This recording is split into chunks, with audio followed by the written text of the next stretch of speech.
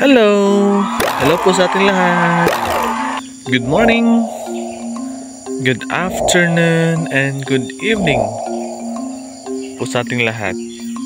For today's video po is mag-update po tayo sa ating talong matapos po ang 2 weeks na pag-apply or paggamit po ng Y-Proning po sa ating talong.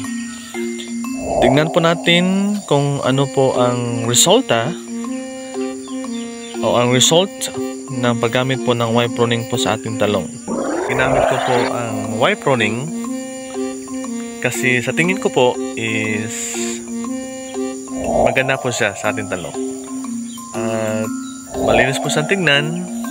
Almost 1 month ko po siyang di nilagyan ng fertilizer. At still, maganda po ang kanyang performance sa mga bulaklak at sa kanyang mga dahon po. Wow! Yun po. Samahan niyo po ko sa paglilibot sa ating talong.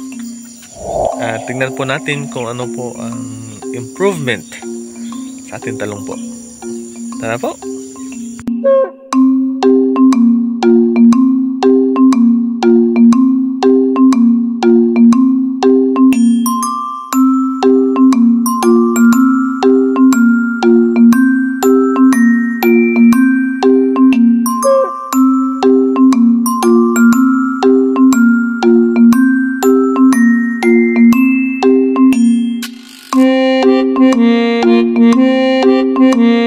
Tingnan po natin sa ilalim kung gaano po siya kaganda. Tingnan nyo po. Malinis po ang kanyang ilalim. Yan po. At ang kagandahan po nito is ang hangin at ang araw ay madaling makapasok po sa kanyang ugat or sa kanyang puno. Yan po guys. At ang kagandahan po ng Y-Proning, marami na po siyang bulaklak at marami na po siyang sanga. So of course, kapag maraming sanga, there's a chance of more fruits or bunga sa ating talong. Yan po.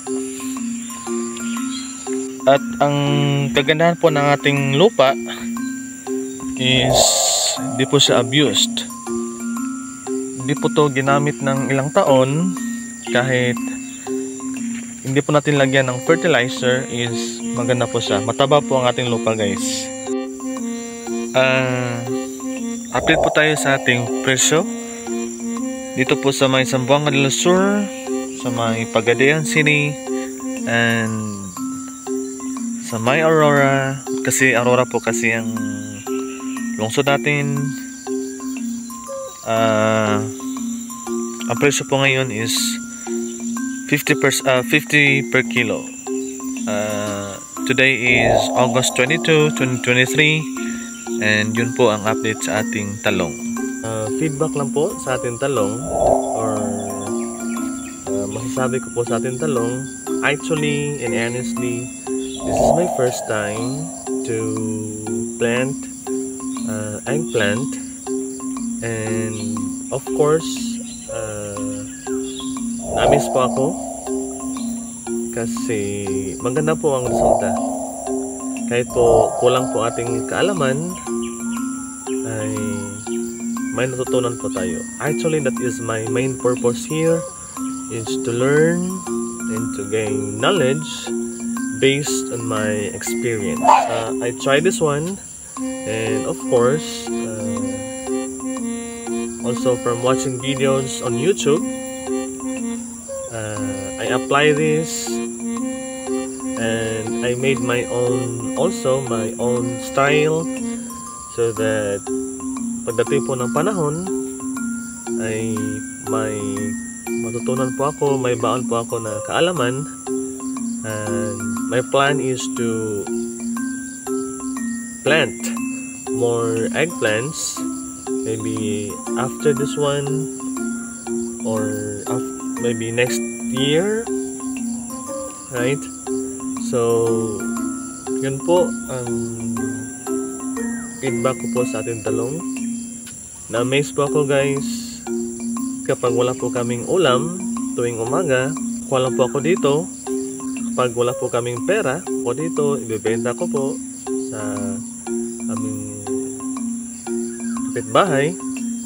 Yun po. At dali po siyang alagaan. Yun po guys. Maganda po ang ating talong guys. So, for me, experience sa talong is satisfied. And of course, yun po, ang purpose natin is to learn and to gain knowledge. Yun po guys.